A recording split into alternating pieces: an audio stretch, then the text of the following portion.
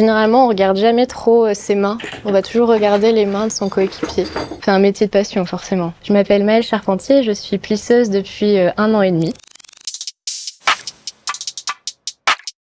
Nous sommes au 19e, aux ateliers L'Oignon. On va venir, nous plisseurs, ennoblir les matières souples, des tissus ou de cuir par exemple, avec l'aide d'outils que l'on appelle des métiers. C'est un moule en carton qui est composé de 2 planches pliées exactement de la même façon. On va venir enfermer la matière à l'intérieur et venir replier pli par pli le métier pour ensuite plisser la matière. Il y a toujours un sentiment de satisfaction de voir nos créations défiler, de les voir en boutique, de voir les gens les porter aussi. Parce que nous, on voit surtout le panneau plissé. On n'a pas le travail du montage.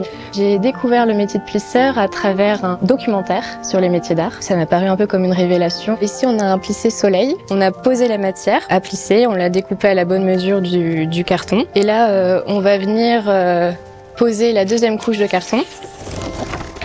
C'est un travail en binôme.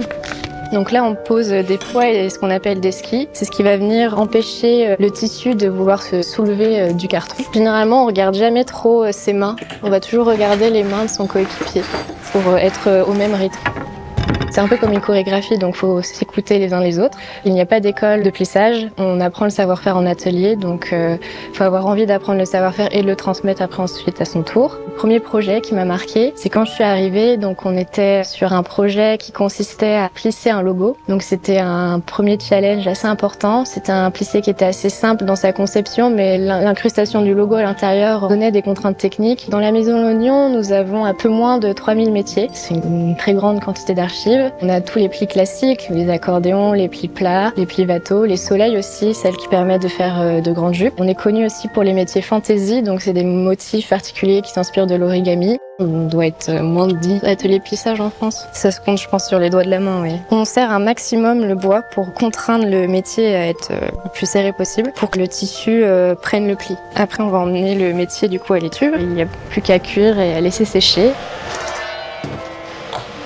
Là, on les appelle les plissés combinés, donc généralement on va faire 2 passages de plissés.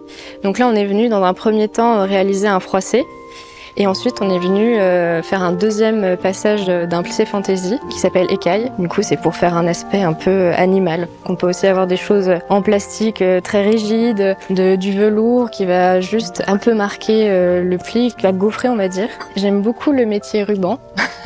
C'est un métier qui va avoir un aspect d'un tissage. On a l'impression que c'est un tissu tissé, mais c'est du plissage en fait. On est toujours à la recherche de nouveaux motifs, de chercher des variations de taille ou de combiner parfois plusieurs motifs entre eux.